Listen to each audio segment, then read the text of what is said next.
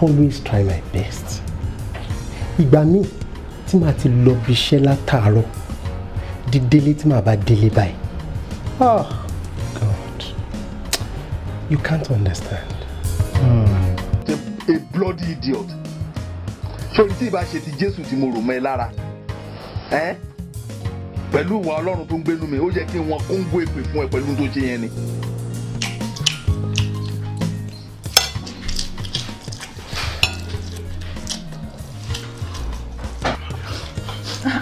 Dear, ẹ tún ti ń pariwo. Gbogbo ẹ̀mí àìgbọ́rọ̀ sọ́kọ, ẹ̀mí tó ń ṣagídí sí ọkọ,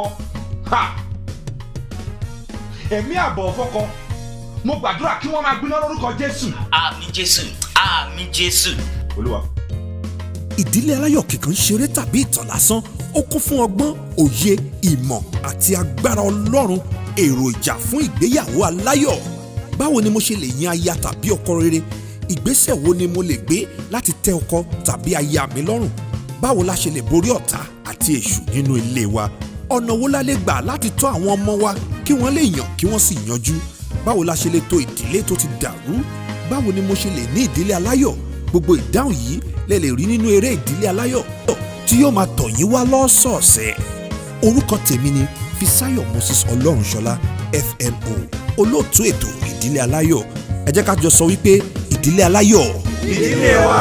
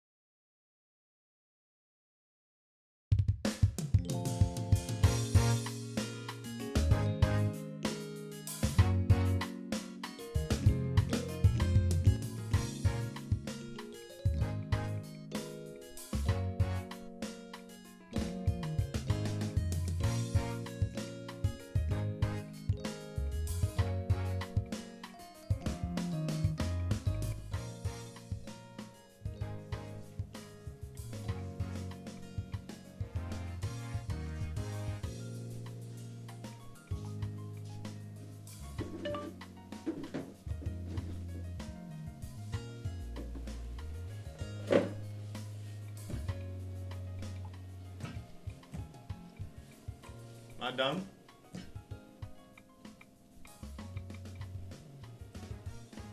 Madam? Yes. A fẹ́ jẹun. Okay, mò ń bọ̀.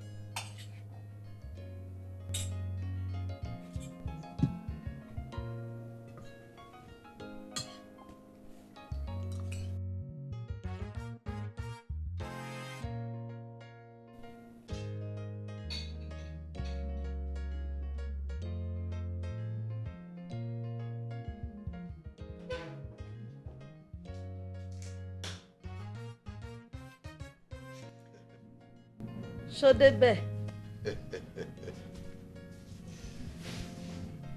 Oúnjẹ yẹn yàtọ̀. Ara lẹ fẹja gbígbẹ yẹn dá. Thanks for the delicious lunch. Kò tọ́pẹ́.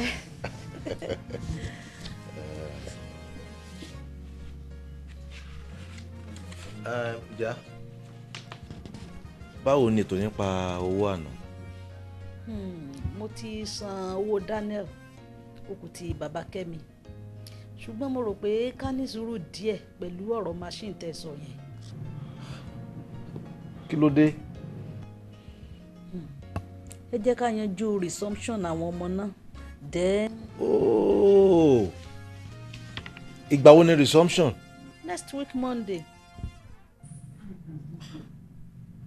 Honestly, mi ò rántí nígbà tá à ń discuss lánàá.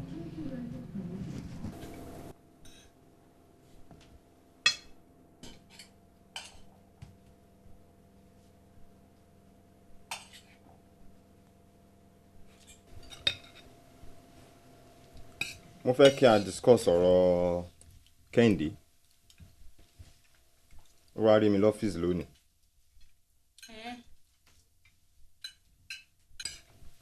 In fact, owó tó wà lọ́wọ́ mi ò tó nǹkan kan and mi tí understand bí mo ṣe máa ṣe.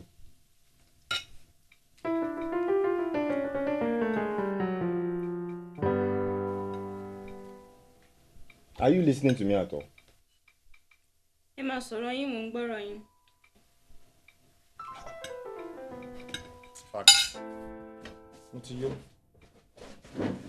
Ẹ ti yó.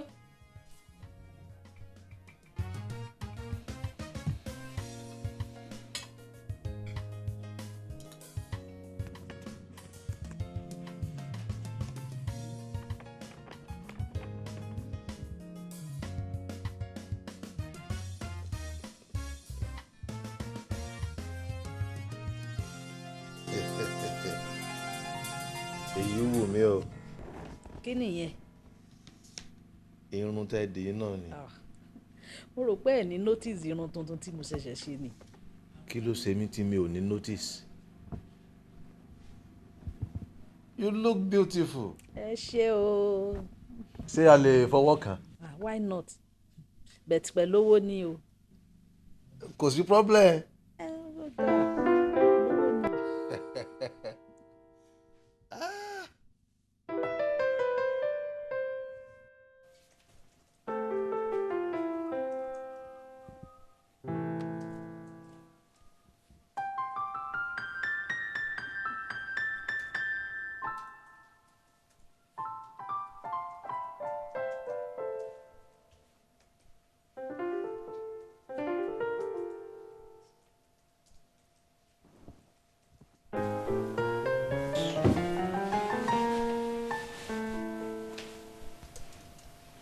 Ṣé ẹ rí aṣọ yìí lọ́rùn mi tẹ́lẹ̀ rí? Mi ò rò bẹ́ẹ̀. Èwo ni kí nìyẹn tẹ̀ ṣe nǹkan tuntun kẹ́tẹ̀ má lè appreciate?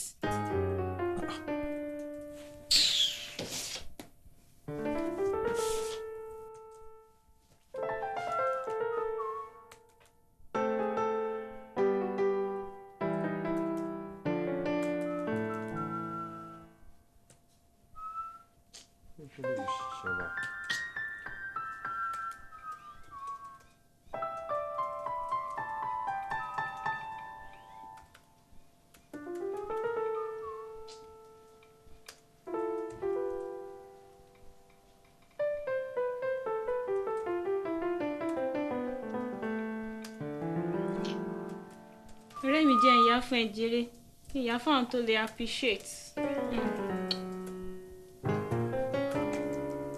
Mo jẹ́rìí ẹ̀.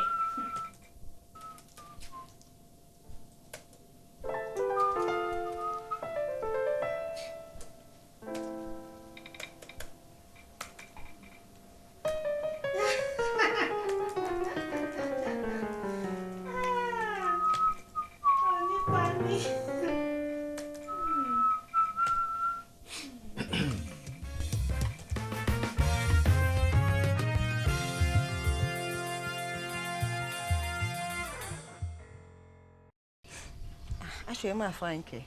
Ó ṣé ọ̀rẹ́ mi. ṣé ìwọ náà ló rán fún rẹ? Èmi náà kú ni. Ó ti mọ́ṣẹ́ o. Ó ṣe. Ká máa kaṣọ wá lókun ńsìn báyìí. Àbí now. That reminds me. Business tí mò ń bọ̀ ẹ̀ sọ, ó dàbí pé o take it serious. Business yẹn make sense gan o. Turnover rẹ̀ ló wà lágbára jù. Ṣé bó mọ Kẹ́mi ọ̀rẹ́ wa? Mo mọ Kẹ́mi now.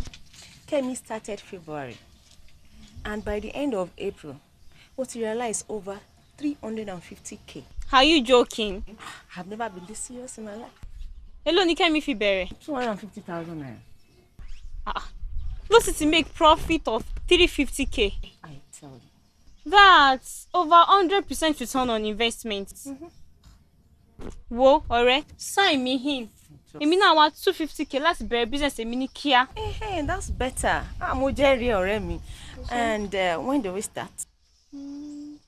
Àbí o fẹ́ bá bàbá ilé ẹ̀ discuss? You mean my husband? Wo, ó jẹ́ pààyàn ẹ̀tì. Olúkálukú pẹ̀lú tiẹ̀ ni.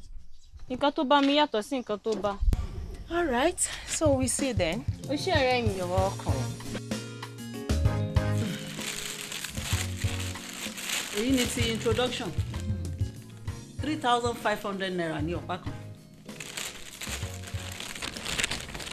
Èyí ni ti engagement àti ti wedding gangan 4,500 ní ọ̀pá kan. Kíá ni mo tètè bẹ́ẹ̀ mú tí ẹ̀ka yẹn. Ó ṣé ọ̀rẹ́ mi ṣùgbọ́n mi ò ní lè ra nǹkan kan nínú àwọn aṣọ mẹ́tẹ̀ẹ̀ta yìí. Kí ló dé? Ìyá Ṣọlá priority. Ṣé ìnáwó eléyìí ò wá ṣe pàtàkì ni? Àbí ẹ ò ní wà ní? By the grace of God, a ó jọ ṣe ìgbéyàwó yìí ni ṣùgbọ́n kò sí ọ̀rọ̀ aṣọ nínú bọ́jẹ̀tì wa. Bọ́jẹ̀tì ẹ̀yin wo ni? Èmi àtọkọ mi ni. Kò nídìí kí n fi hàn wọ́n torí mo ti mọ conclusion. Ọ̀rọ̀ aṣọ kọ́ ló ń kàn. Ìyá Ṣọlá ẹ má wọrí. Ọlọ́run ṣe mo ní aṣọ tó jọ àwọn aṣọ mẹ́tẹ̀ẹ̀ta yìí nílé. Ó lágbára o. Kí lẹ wá fẹ́ kí àwọn èèyàn sọ? Kò sí nǹkan tó lágbára níbẹ̀. Tí ọ̀rọ̀ àsọyé bá ti wà láàrin ọkọ àti aya, tí àwọn méjèèjì sì mọ ibi tí wọ́n ń lọ àbùṣebùṣe. Ẹ wo, nǹkan táwọn èèyàn ó sọ kọ́ ló ṣe pàtàkì o. Mo ti gbọ́. Iṣẹ́ ọ̀rẹ́ mi kò tọ́pẹ́.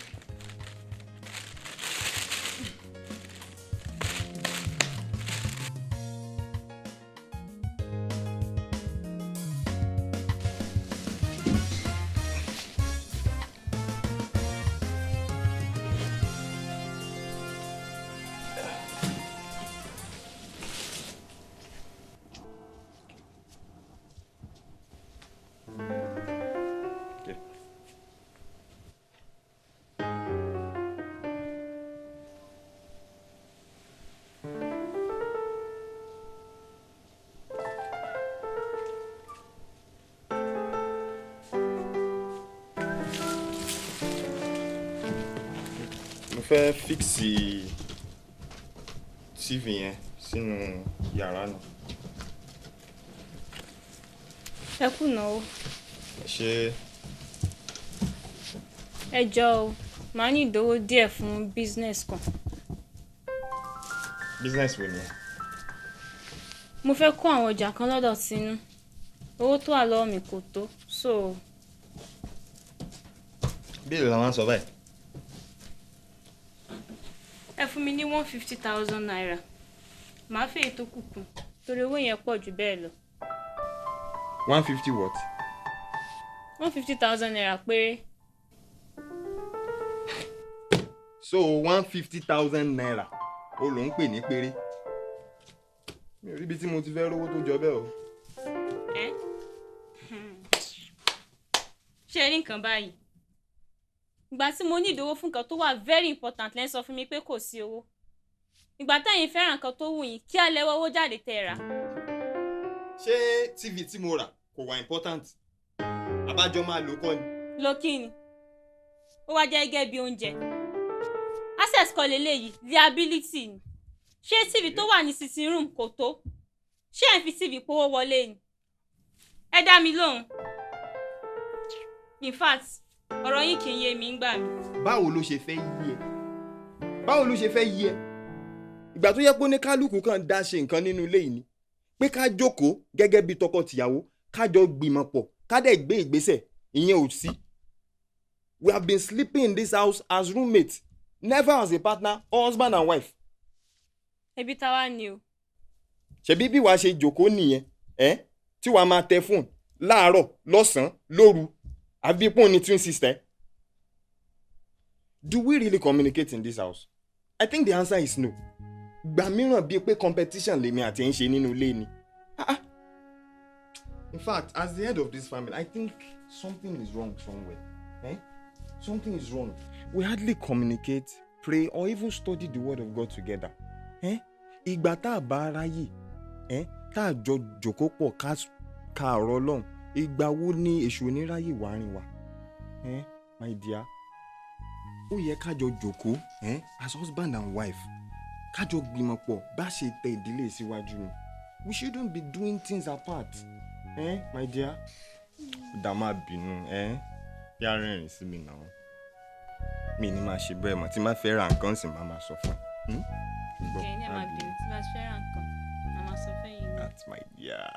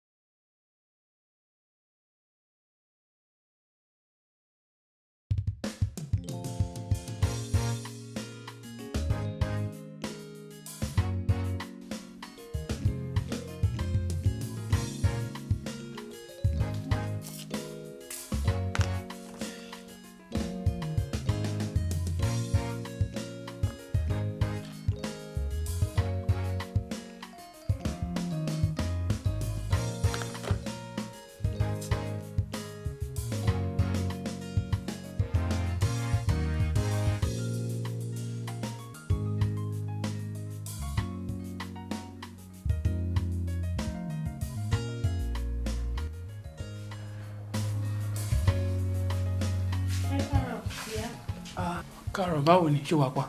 I'm fine. Pẹ̀lẹ́. Gbà wọlé jíde. That was around 5:30. So, what's your program for the day? Èmi àti Sam, I need one official appointment. Okay. Though I'll first go to his place, then we'll go from there. Okay. So then I'll padà wálé from there. Alright. I can prepare breakfast. Okay. Ṣé iṣu àtẹ̀yìn wà okay? Sure thing. Oh, well, okay, perfect. Yeah. Okay. Get it, Oshé. So thank you very much.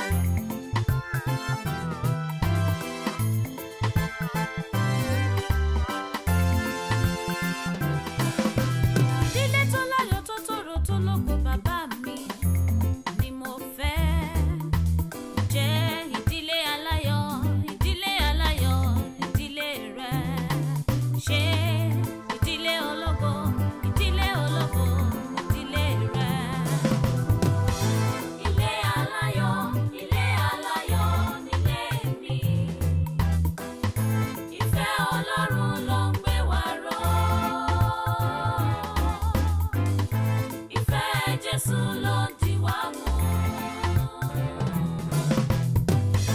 Ilé aláyọ̀ nílé mi. Ìfẹ́ Ọlọ́run ló ń gbé wa ró. Ìfẹ́ Jésù ló dì wá mú.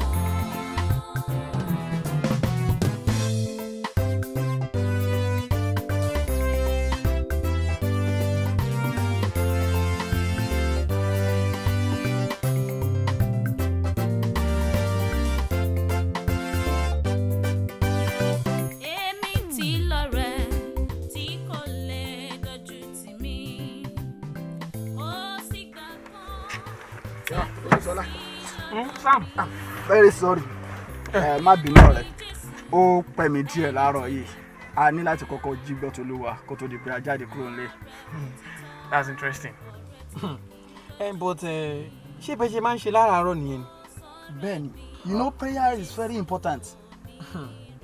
It is the life breath and heartbeat of a truly Christian home. Ṣẹ́yìn ó gbàdúrà kó tó di pé jáde kúrò nílé láàárọ̀ ni. Of course, we do pray. It's just that kò serious tó èyí tí mo bá pàdé nílé yín ní òní ẹ̀. Ó ti pọ̀ jù. Kí ló dé? Bàdí ṣe pé mo ní ìṣòro and mi ò ní kí tọ́mọ ẹnìkejì bàjẹ́. Ẹni tí bá dẹ̀ jẹ gbì kò ń kú gbì. No, that was too much. Olúṣọlá, ó dàbí ẹni pé òye nípa àdúrà gbígbà kò yé rárá o. Don't you know the importance of fellowshipping with your creator? Nígbà tó bá fi ti Olúwa ṣàkọ́kọ́ ní ìgbà gbogbo, ó di dandan kí ìmọ́lẹ̀ ó tàn sí ọ̀nà rẹ. Wàá sì tún ní okun àti agbára láti borí ogun èṣù. Àmọ́ so, ìdílé yín máa jẹ́ ìdílé aláyọ̀. Sam. You are now Pastor Sam. Mo ti pastor kun orúkọ ẹ̀. Preach it, Pastor. Get nǹkan tí mo sọ. Ọ̀rẹ́ ṣàjẹ́ ká máa lọ àti ń pẹ́ fún appointment wa. Pastor Sam. Mo ti sọ ọ̀rọ̀ gidi fún ẹ. Ọ̀rẹ́ kan yẹn máa ń pa mí lẹ́rìn ni. Àdúrà ló wá sọ di bàbàrà bíi gíní.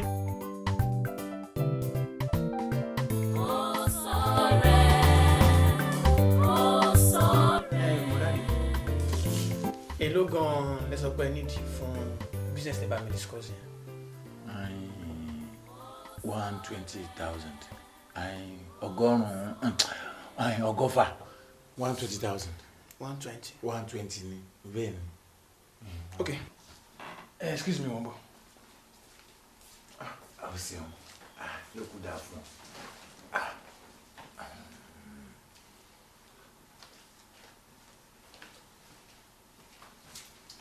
Ẹ kó jókòó sá. Aya mi. Ẹ jẹ́ bá mi gbé fún mọ́mí tó bá dé mi. Rice àtẹ̀wà ni. Èmi nìkan tán. Wo yóò dáa fún yín. Ebi alẹ́ ò ní pa yín. Tọ̀sán ò ní pa yín. Tàárọ̀ ò ní pa yín. Ẹ wà ní tasọ̀ kàmálẹ̀. Ó ṣe gan. Ẹ kú jòkó. Ẹ pẹ̀lẹ́ náà. Ṣé ìgbúrádì? Ẹ jọ. Ẹ ní bínú sí mi o. Ẹ̀yin lè bínú sí ọ láíláí. Ṣé 50,000 naira ló wà lọ́wọ́ mi báyìí? Ẹ gbà. 50,000 ló wà ń bẹ̀. Mi ò yá yín o. Mo fún yín ni. Mo sì gbàdúrà pé Ọlọ́run á pèsè èyí tó kù fún yín. Àmín. Àwa lè sọ ó possible kí owó tún yọ kí n lágbára ti ṣe jù báyìí lọ. Màá ránṣẹ́ pé yín. Ọ̀dà. Ṣẹ́gbọ́n. Ẹ má bínú sí mi ẹ jọ̀ọ́. Sọlá, ó ti gbìyànjú. Ẹ̀gàn ni ẹ̀. Ṣé bọ̀dá? Ọ̀sẹ̀ lọ́pọ̀lọpọ̀. Ọlọ́run bùkún yín. Kò sì ní bàjẹ́ fún ọ. Àmín. Ó ti gbàdúrà fún ìyàwó rẹ̀. Ẹ ní tasọ̀ kàmálẹ̀. Àmín. Ebi alẹ́ ò ní pa yín. Àmín. Tọ̀sán ò ní pa yín. Àmín. Tàárọ̀ náà ò ní pa yín. Èló tiẹ̀ ní owó tẹ ní wọ́n san fún yín yẹn náà? 480 péré náà ni. 480,000 lẹ pè ní péré. So kí ni plan yín lórí owó yẹn báyìí? Mo máa pè ìbùkún lọ́la. Ìbùkún wo nìyẹn? Ìbùkún tó ń letters of course. Kó wá ṣe kí ni? A ní láti change the tiles inú visitors room yẹn. Then a máa ní láti rẹ́ gbogbo ilẹ̀lẹ̀ ẹ̀yìnkùlé yẹn. Tàbí ká ṣe interlocking. Ibo lẹ fẹ́ ṣe yẹn sí o? inú ilé yìí ọ̀pọ̀ question ti ń pọ̀ jù. Ilé onílé lẹ fẹ́ ṣe tiles lẹ fẹ́ lẹ tiles àti interlocking sí. Ẹ dúró ṣé ẹ rò pé tẹ́ ṣe náwó èkó dàtó onílárí o kò má sẹ́yìn tó mọ̀lá ṣé ẹ ti rò pé ẹ kẹ́yìn náà ralẹ̀ kẹ́ kọ́lé títí yín látọjọ́ tẹ́ ti ń ṣiṣẹ́ mi rò pé ní ẹ lè náwó sí investment kankan. Má wọrí ààrẹ arábìnrin yìí tásìkò bá tó màá ra ilẹ̀ a máa kọ́lé tara wa sórí tí mo bá rí ilẹ̀ síbi tí ó wù mí mo máa rà sí owó tí mo gbà yìí kò tó ọ̀kan rárá irú ilẹ̀ tí mo rí ní GRA ní last year wọ́n ní 3.5 million naira then wọ́n ní máa ṣe C of O of about 1 million naira irú ilẹ̀ yẹn gangan là ń sọ tákòkò bá tó a máa yanjú ẹ̀. tó a ti gbọ́ ọ́.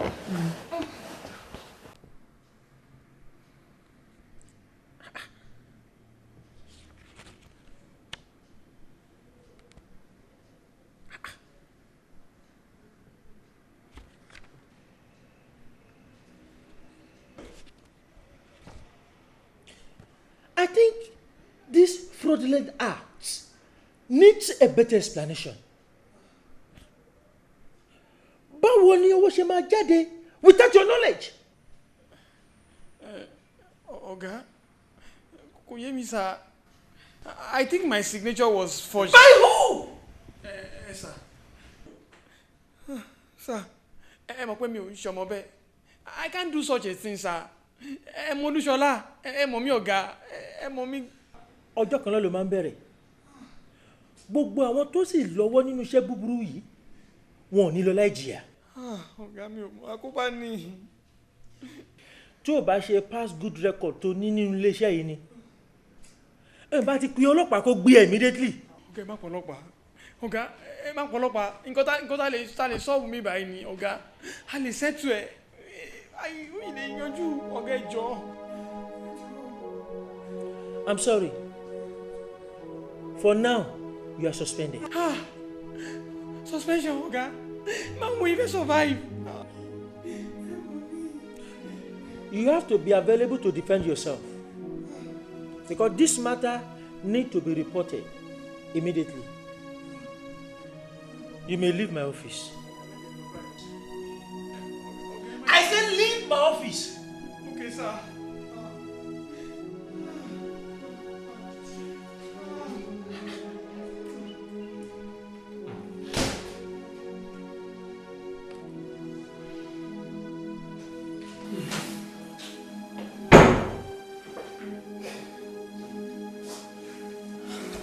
My God.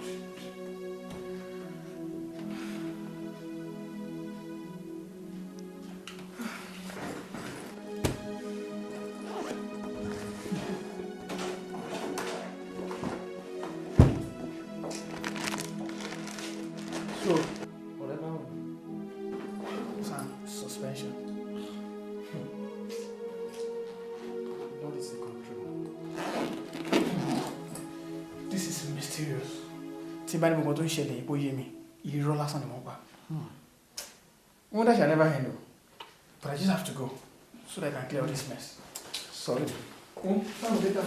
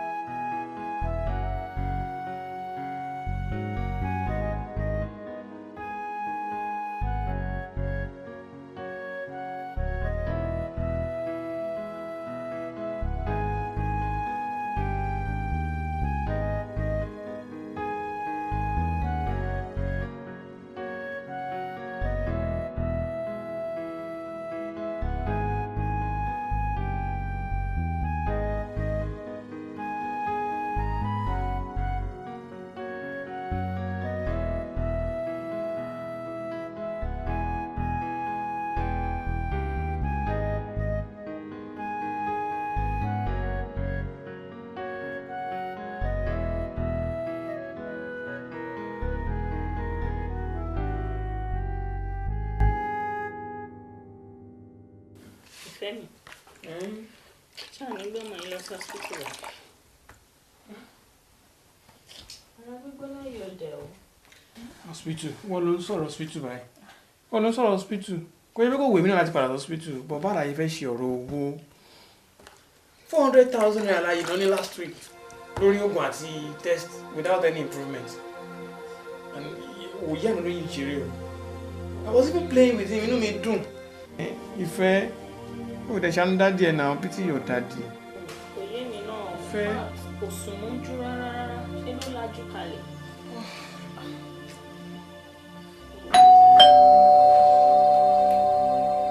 I think somebody's at the door.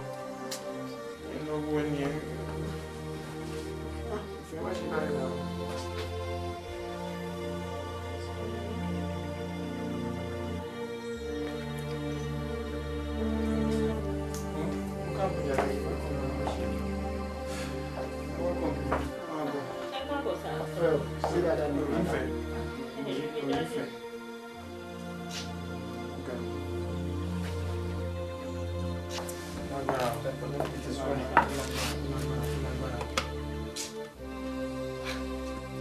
It is well. Sí láti ìgbà tó ti pè mí yẹn ni. Láti gbà yẹn ni o. Tá rẹ bá yá lẹ́nu, bá fi máa dọ̀lá báyìí, á ń ti bẹ̀rẹ̀ àárẹ̀. Ó tiẹ̀ wá yé mi, kò yé mi mọ́. Báwo ni training? Yeah, training fine. Àfìgbà tán sọ ọ̀sẹ̀ mẹ́rin di ọ̀sẹ̀ méjì mọ́ wa lọ́wọ́. Wow. Training ti installation yẹn ló wá gba time jù ní South Africa. We thank God. Ẹ kú rìn. Pẹ̀lẹ́. Mo ṣe jàre rẹ̀. Ẹ pẹ̀lẹ́ madam. Ẹ jẹ́ ká gbàdúrà. Olúwa, a dúpẹ́ nítorí pé ẹ̀yin Ọlọ́run máa ń gbọ́ tiwa. Láti mọ̀ pé lórí ìfẹ́, ẹ̀yin Ọlọ́run tún gbọ́ tiwa ní ẹ̀mí. Ẹ wá gbọ́pẹ́ gba ẹ̀yìn wa. Àmín. Bàbá, gbogbo ètí ìṣe àìsàn nínú àgọ́ ara ọmọ yìí, a lè jáde ní orúkọ Jésù. Àmín. Gbogbo ọwọ́kọ́wọ́, ọwọ́ èṣù, ọwọ́ ọ̀tá lórí ayé ọmọ yìí ní orúkọ Jésù kó máa jáde. Àmín. Bàbá, lórí ọmọ yìí a ò ní sọkún. Àmín. Adúpẹ́ pé ẹ ti gbọ́. Adúpẹ́. Adúpẹ́ pé ó ti rí bí a ṣe béèrè. Ṣé Jésù. Ní orúkọ Jésù Kristi ní àgbàdúrà. Àmín. It is well, boss. Yeah, thank you. I'm very grateful. Yeah.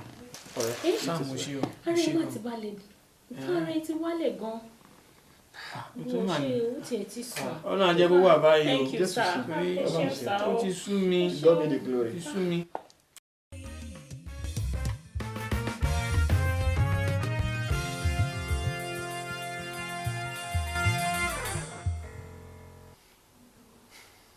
Ọ̀rẹ́, mi ò rí eléyìí rí o. Ohun tójú mi ti rí in the last 1.5 months kò ṣe máa fẹnu sọ. Everything has been hell on earth.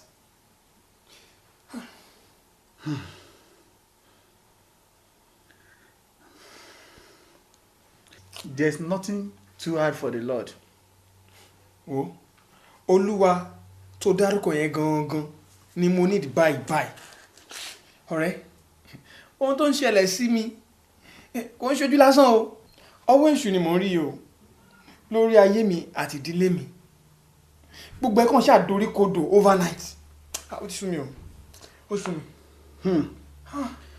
Níwọ̀n ìgbà tó ti mọ̀ bẹ́ẹ̀, then ogun ti ṣẹ́. Ibì kan ṣoṣo ló lè sá lọ fún dáǹdè. Ọ̀dọ̀ Jésù olùgbàlà.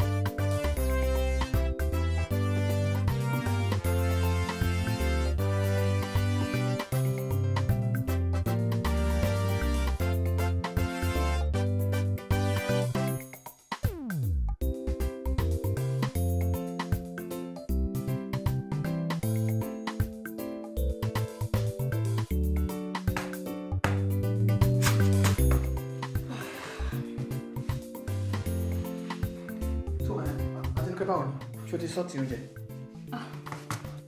Gbogbo ráìsì tó kùnú kéta dára ìfọ̀n. Ìdẹ̀rù kó tágolo méjì. Ọmọ tó máa ṣẹlẹ̀. Ìwọ àti Fẹ́, ẹ manage fún ara ẹ. Sorry, me, I'll soon go out. Màá sort ara mi. Kí n tètè dé lálẹ́ màá wá máa ṣe arrange oúnjẹ tá a máa jẹ lálẹ́. Ẹ̀yin náà ò jẹun dáadáa kẹ́ ẹ tó sùn lánàá. Àtinúkẹ́, máa wọrí ara ẹ. Ẹ gbọ́, báwo bí wẹ́? Jẹ́ lọ́wọ́ ẹni tó wà lẹ́nu. Okay. Gẹ́gẹ́ bí agreement ẹ ṣe pẹ̀lú company tàti ṣiṣẹ́ tẹ́lẹ̀tẹ́lẹ̀, ó pọn dandan fún yín láti fi ilé tí company gbà yí fún yín sílẹ̀ by end of this month. Mo lérò pé understand me, sir. No problem. Mo understand. Secondly, company ti decide láti drop gbogbo case tó ní pẹ̀lú yín. Honestly, àṣẹjọ́ mọ́. But ẹ máa ní láti drop gbogbo company properties tó wà lọ́wọ́ yín by the end of this month. Ṣó yẹ yín sir? Ẹ ṣeun gan-an lọ́yà. Ó yé mi. Okay, before I go, I'll fẹ́ buy me sign and go through it. Okay. Mi ò ní bárò.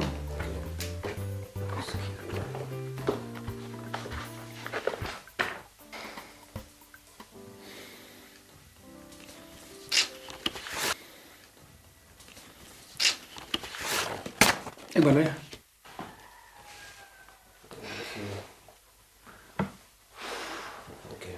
Mo ti fẹ́ máa lọ sọ. Ok, ó dàbọ̀. Ẹ ṣeun gan sọ. Ó dàbọ̀ sọ. Ẹ ṣeun gan sọ. Ẹ pẹ̀lẹ́ màdàm. Ó dàbọ̀.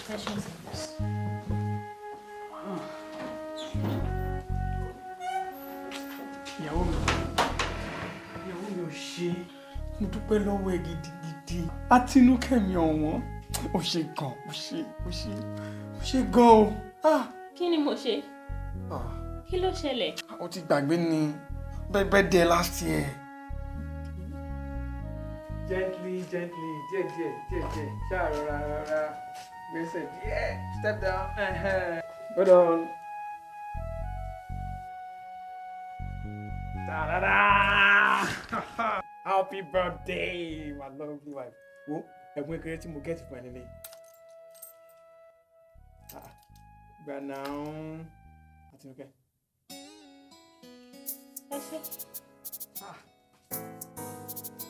Àtinúkẹ́. Díẹ̀ náà. Wo lè báyìí? Ibo ló ń lọ? Ibo ló wá ń bínú lọ báyìí sìn? Ibo ló ń bínú lọ báyìí? Mi ò láì gbogbo rẹ̀ léyò. Ibo lè báyìí?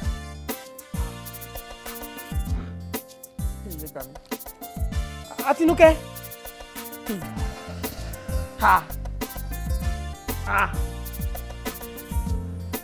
Àtinúkẹ́.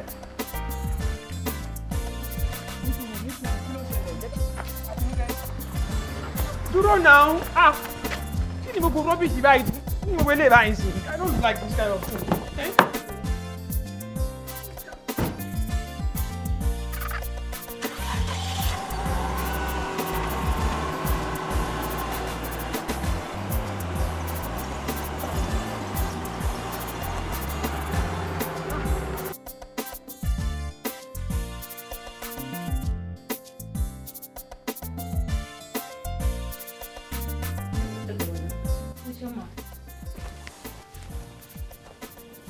Okay, Mami Fẹ́, kí ló dé?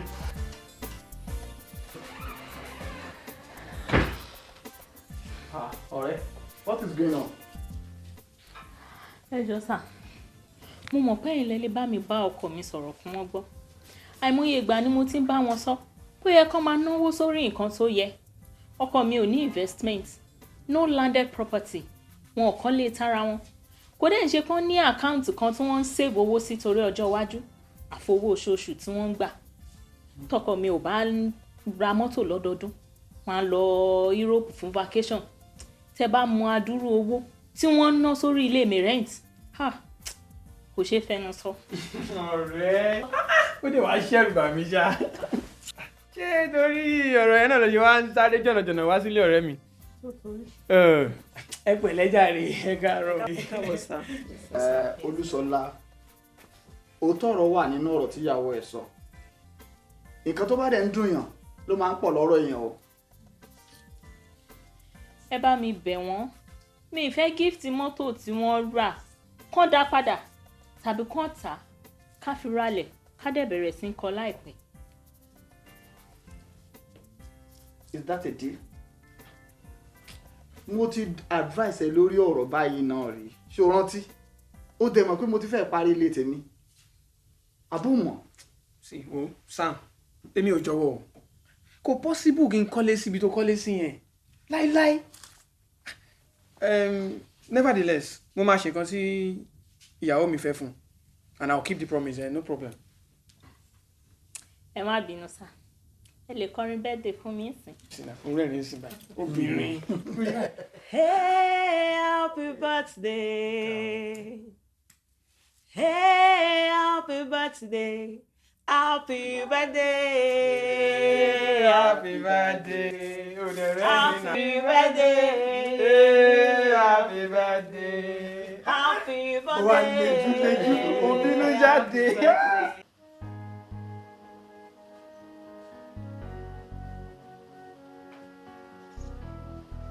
Àtinúkẹ́, wo mo fẹ́ rán Kenny lọ sí Ajib stores kó bá mi lọ ra double face zinc wá aláti change èyí tó wà ní kitchen yẹn.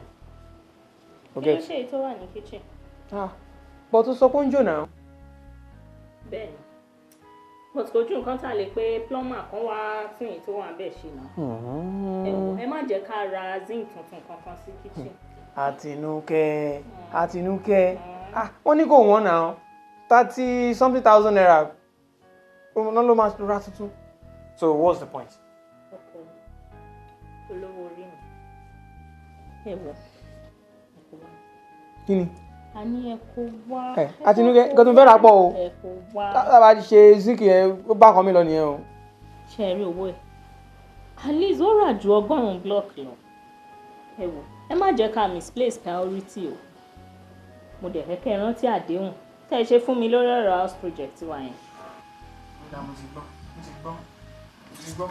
Apá mi jábọ́ báyìí sí i. Ẹ má jẹ́ kó jábọ́. Ẹ ṣe.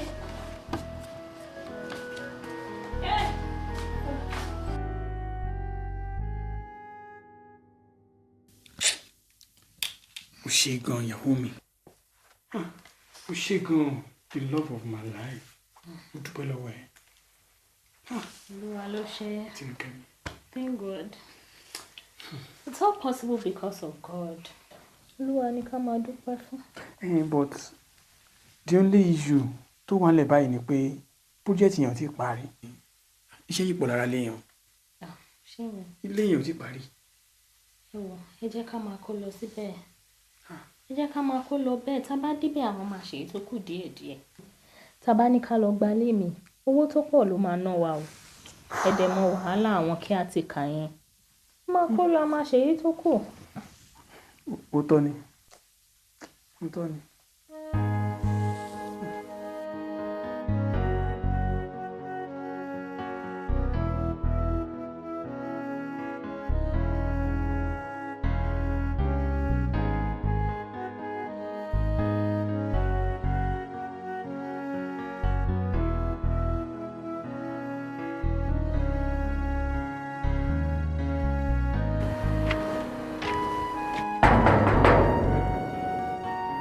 Ẹ káàsán bí o.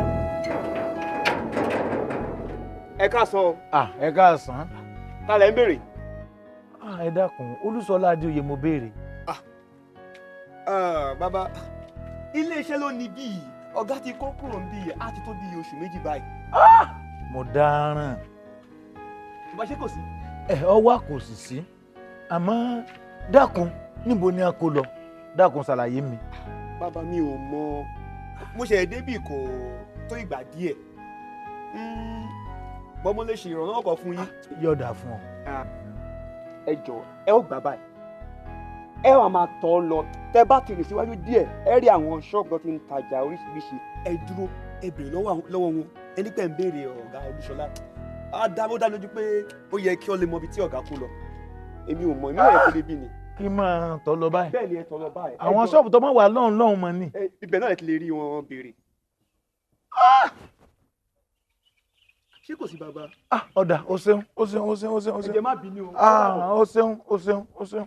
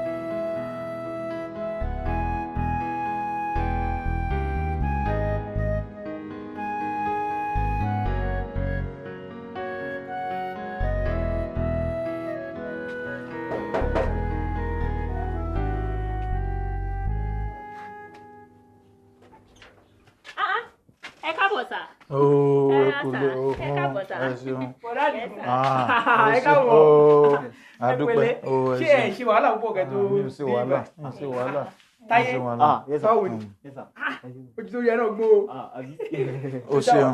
o ṣeun arákùnrin o ní dààmú o ṣe nǹkan jẹ́ kí n fún ọ ní owó kó fi gun kẹ̀kẹ́.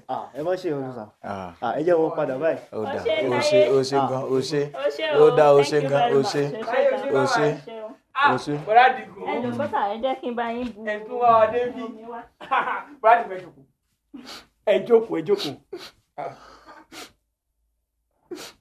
bọ́lá dìgún kí ló ṣẹlẹ̀.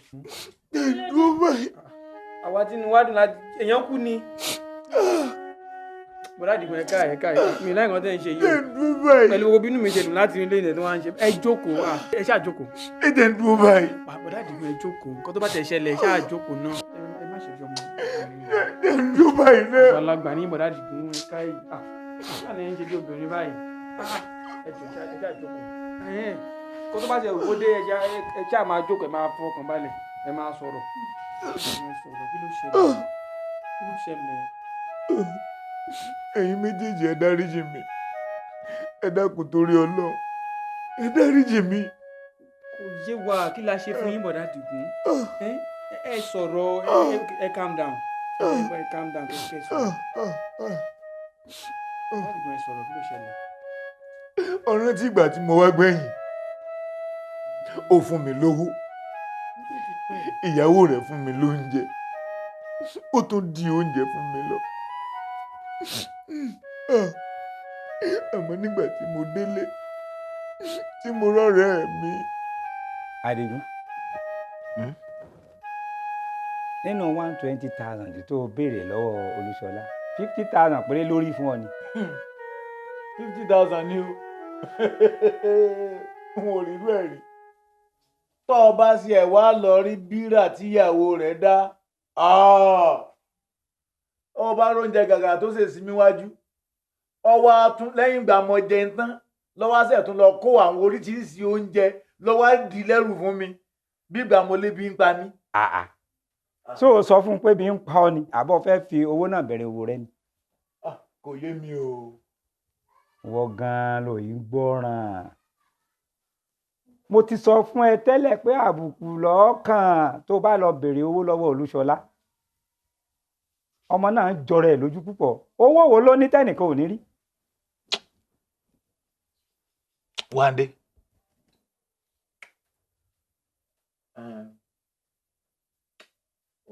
ó ta kókó tó yẹ kí n kọ lọ́gbọ́n báyìí. Adigun. Látọjọ́ tí mo ti mọ̀ ẹ́, ó ṣẹ̀ṣẹ̀ sọ̀rọ̀ tó mọ́gbọ́n wá ni. Bẹ́ẹ̀ ni. Bẹ́ẹ̀ ni.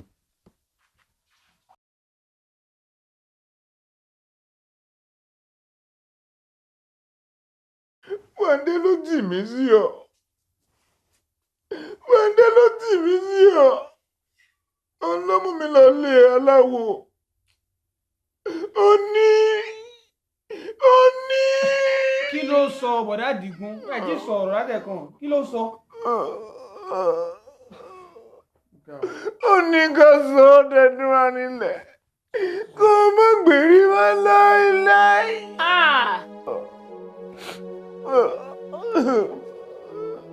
Gbogbo àjálù tó jálù ọ tó dé bá ọ èmi ni. Bọ̀dá Àdìgún. Oògùn ìka burúkú tá a ṣe ìpamọ́ mi ló wà. Omi ò sì gbọ́dọ̀ kán, omi lè wọ́ rẹ̀. Àmọ́ lóṣù tó kọjá lọ, òjò burúkú kan rọ̀. Èmi ò sì sí ilé. Mo lọ sódì kejì ìlú abúlé kejì. Òjò òṣìlẹ̀ owógi ọwọ́ nǹkan lọ. Gbogbo dúkìá lówó lọ. Ìgbà tí mi dé, ẹ̀ráyè mi lóde. Èmi náà ti mọ̀ pé tèmi ti bàjẹ́. Gbogbo dúkìá mi ló wọ́ lọ. Ọwọ́ oògùn náà lọ omi ti kàn.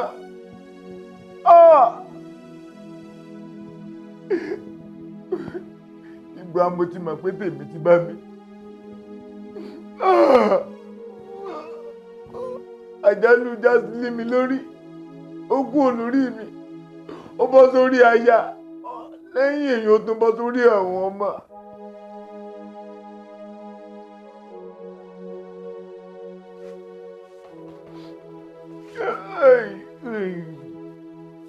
Lọ́sẹ̀ tó kọjá ni onísọjí kan wá sábúlé wa.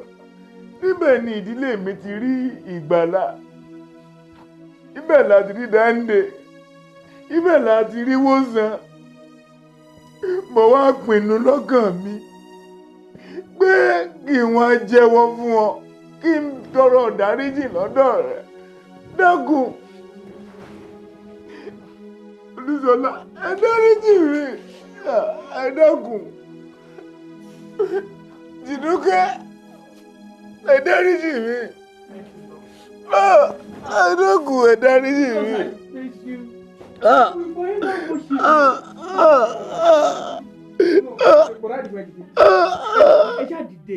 Má jẹ́ ń dìde. Má jẹ́ ń dìde.